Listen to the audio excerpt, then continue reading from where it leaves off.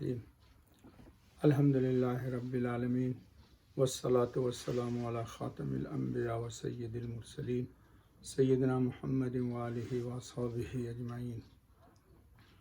اعوذ باللہ من الشیطان الرجیم، بسم اللہ الرحمن الرحیم۔ ما کان محمد ابا احد من رجالکم ولکن رسول اللہ و خاتم النبیین وکان اللہ بکل شیء علیما۔ وعن ابی ہریرہ رضی اللہ عنہ قال قالوا یا رسول اللہ صلی اللہ علیہ وسلم متى وجبت لك النبوة قال وآدم بین الروح والجسد رواہ الترمذی وقال هذا حدیث حسن۔ محترم سامعین، آج جمعۃ المبارک کا دن ہے۔ احباب کا تقاضا ہے کہ ختم نبوت پر بھی ہفتے میں ایک آدھ درس ہونا چاہیے۔ اللہ تعالیٰ سے دعا ہے کہ اللہ محض اپنی رضا کے خاطر اس اہم ترین موضوع پر بات کرنے کی توفیق عطا فرمائے، اور اللہ تعالیٰ سینہ کو کھول دے، اور اللہ تعالیٰ محض اپنے فضل سے محشر کے دن ہمارا شمار حضرت خاتم النبیین محمد رسول اللہ صلی اللہ علیہ وسلم کے جھنڈے تلے حضرت کے محبین اور حضرت کے امتیوں میں ہمارا سب کا حشر فرمائے۔ ختم نبوت کا مسئلہ کوئی اختلافی یا نزاعی مسئلہ نہیں ہے، لیکن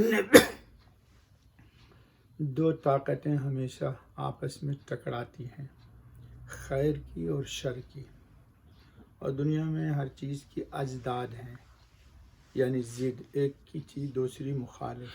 جیسے ٹھنڈک کے مقابلے میں گرمی ہے، مرد کے مقابلے میں عورت ہے، رات کے مقابلے میں دن ہے، آگ کے مقابلے میں پانی ہے۔ تو اسی طرح ایمان کے مقابلے میں کفر ہے، توحید کے مقابلے میں شرک ہے، نبوت کے مقابلے میں دجالیت ہے۔ یہ یاد رکھنا چاہیے، عادتاً لوگوں کو یہ باتیں نہیں معلوم ہے۔ نبی کی ضد کیا ہے؟ دجالیت۔ اللہ پاک رب العزت اس کائنات عالم کے خالق اور مالک ہیں۔ جب اللہ تعالیٰ نے اس عالم کے وجود کا ارادہ فرمایا تو کائنات عالم کی کسی بھی چیز کے وجود سے پہلے ضروری ہے کہ اس کی روح کی تعیین کی جائے۔ تو عالم کی روح اللہ کا نام ہے۔ اسی لیے حدیث میں آیا کہ قرب قیامت کے قریب جب کوئی زمین پر اللہ اللہ کہنے والا نہیں ہوگا تو قیامت آ جائے گی۔ تو معلوم یہ ہوا کہ اس کائنات عالم کی حیات لفظ اللہ سے ہے، اللہ کے نام سے ہے۔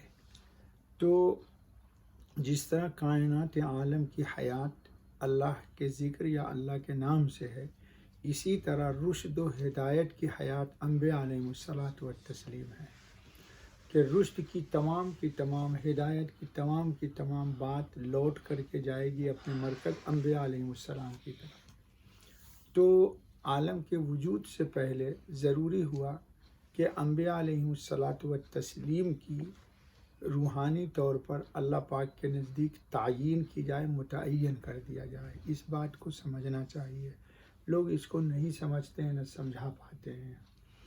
تو جب انبیاء علیہ الصلاۃ والتسلیم کی آمد کا اللہ پاک نے ارادہ فرمایا تو تمام انبیاء سے پہلے حضرت خاتم النبیین حضرت محمد مصطفیٰ صلی اللہ علیہ وسلم کی نبوت کی تعیین کی گئی، نبوت متعین کی گئی۔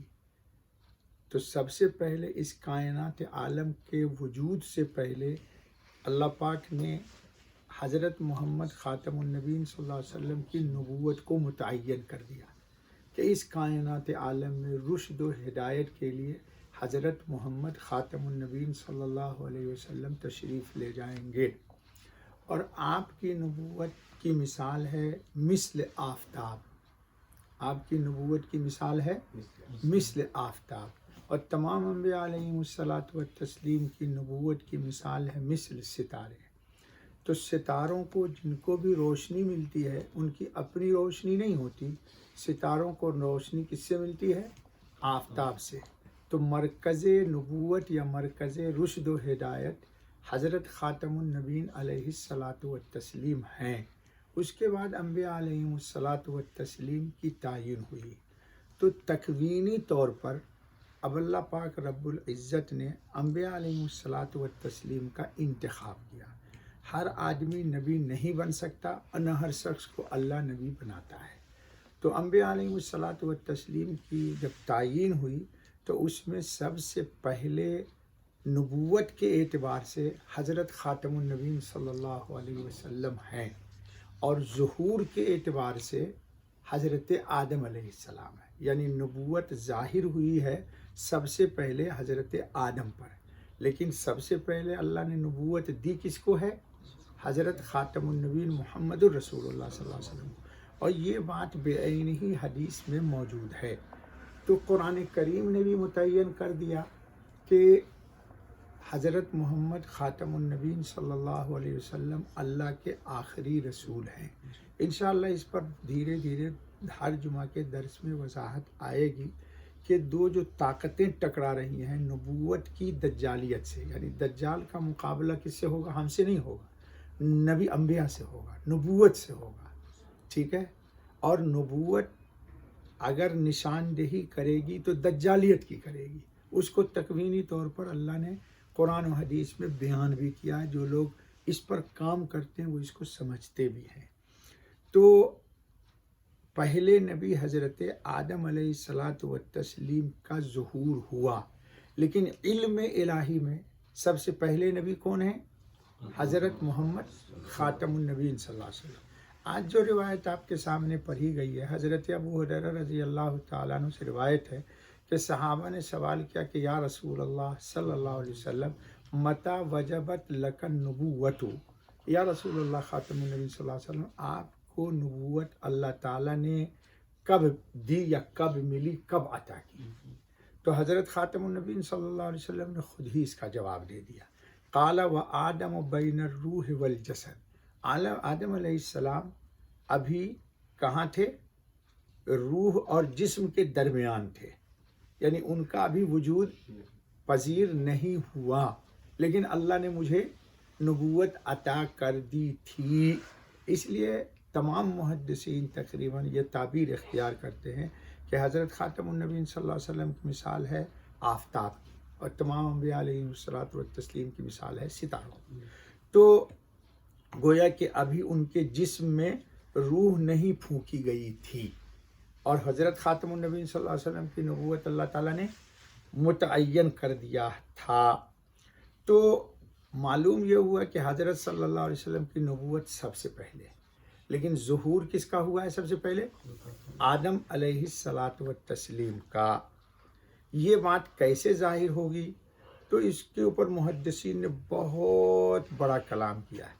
مثال کے طور پر شب معراج میں اس کا ظہور ہوا ہے کہ تمام انبیاء علیہم الصلاۃ والتسلیم کا اجتماع ہوا. کہاں؟ مسجد میں، مسجد اقصی میں.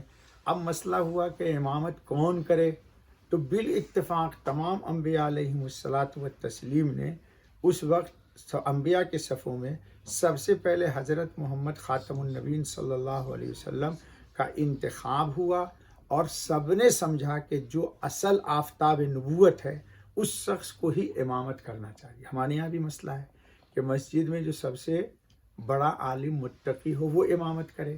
اسی لیے اسلام میں یہ ہے کہ امیر المومنین اپنے اپنے عہد میں سب سے زیادہ متقی ہوتے تھے. حضرت صلی اللہ علیہ وسلم پوری حیات میں امامت کی آپ نے، پھر ابو بکر صدیق نے کی، اور روحانی طور پر یہی ہونا چاہیے. آج کے دور کا المیہ اور ہے. تو پہلی بار اس کا ظہور کہاں ہوا؟ شب معراج میں، کہ سب نے امامت کا مستحق کس کو سمجھا؟ حضرت خاتم النبیین صلی اللہ علیہ وسلم کو پہلی بار حضور صلی اللہ علیہ وسلم نے اجتماع کو امامت ملی.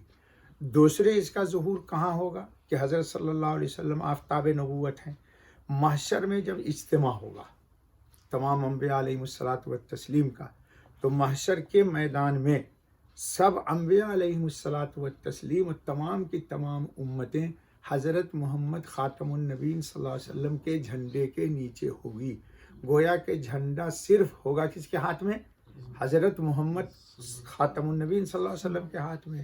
اس لیے حضور نے فرمایا وَبِيَدِي لِوَاءُ الْحَمْدِ، حمد کا جھنڈا قیامت میں میرے پاس ہوگا، حمد کا جھنڈا، اور تمام انبیاء علیہ الصلاۃ والتسلیم محشر میں حضرت صلی اللہ علیہ وسلم کے جھنڈے کے نیچے ہوں گے۔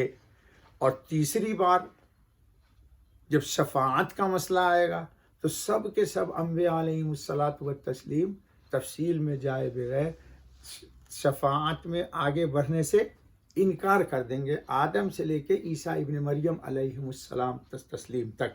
اور شفاعت کے لیے بڑھیں گے کون؟ حضرت محمد خاتم النبیین صلی اللہ علیہ وسلم۔